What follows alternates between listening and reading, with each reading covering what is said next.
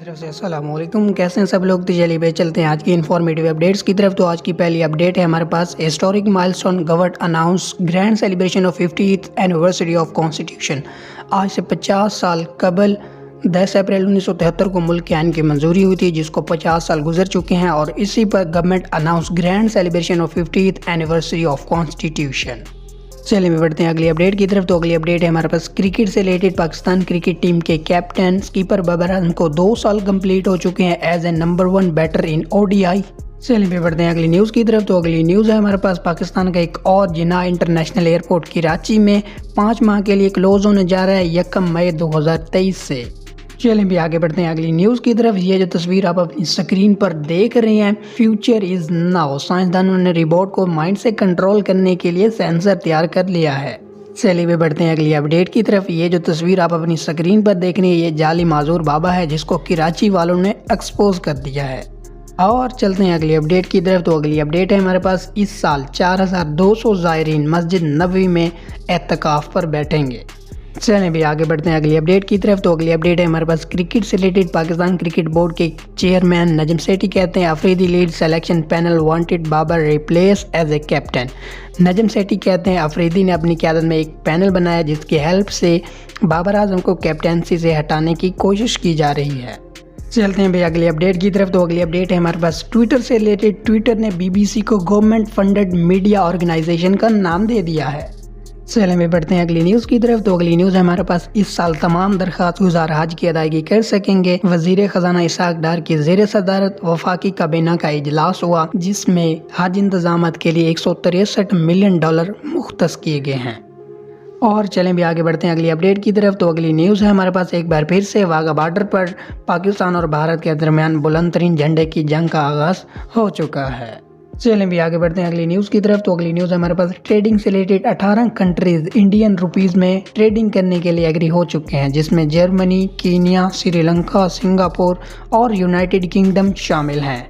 चलें भी आगे बढ़ते हैं अगली न्यूज़ की तरफ। तो अगली न्यूज़ है हमारे पास दुबई दुनिया का सबसे बड़ा एयरपोर्ट बनाने की प्लानिंग कर रहा है जिसकी कैपेसिटी 255 मिलियन पैसेंजर को हैंडल करने की होगी।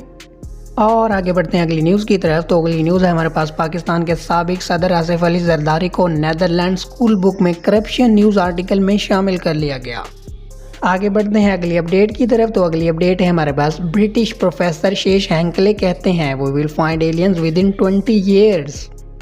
आगे बढ़ते हैं अगली न्यूज़ की तरफ। तो अगली न्यूज़ है हमारे पास इन्फ्लुएंसर आज़ाद चाय वाला ने अपने YouTube पर कोर्सेज फ्री कर दिए हैं जिसमें आप Amazon virtual assistant, digital marketing, Adobe after effect, video editing, free Facebook digital marketing वगैरह जैसे फ्री कोर्सेज सीख सकते हैं। चलिए बढ़ते हैं अगली न्यूज़ की तरफ। तो अगली न्यूज़ है हमारे पास मार्च 2023 में ट्रेडिंग एक्सपोर्ट डबल होने पर बांग्लादेश ने पाकिस्तान को बीट कर दिया। आगे बढ़ते हैं अगली न्यूज़ की तरफ। तो अगली न्यूज़ है हमारे पास सस्ता टिकट.pk ऑफर कर रहा है free world tour 5 lucky winners के लिए। तो अभी जाइए सस्ता टिकट.pk होम पेज पर और अप्लाई कीजिए। आगे बढ़ते हैं अगली न्यूज़ की तरफ। तो अगली न्यूज़ है हमारे पास ये जो तस्वीर आप अपनी स्क्रीन पर देख रहे हैं, ये दुनिया का सबसे छोटा कुत्ता है जिसने वर्ल्ड रिकॉर्ड बना दिया क्योंकि इसकी हाइट टीवी रिमोट से भी छोटी है।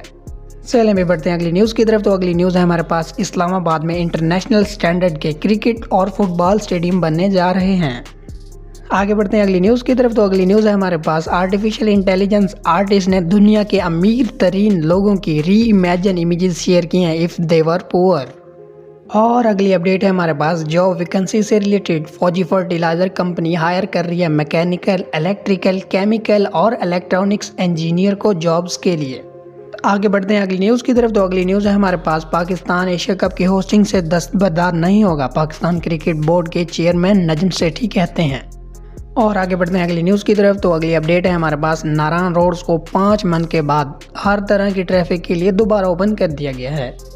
चलें जी आगे बढ़ते हैं अगली न्यूज़ की तरफ। तो अगली न्यूज़ है हमारे पास PCB के चेयरमैन नजम सेठी कहते हैं शाहिद अफरीदी ने अपनी क़यादत में पैनल बनाया है जो बाबर आजम को कैप्टनसी से हटाना चाहता है। तो इसी पर शाहिद अफरीदी ने रिएक्ट करते हुए कहा है बाबर आजम की कैप्टनसी पर तबसरा करने वाला मैं नहीं था।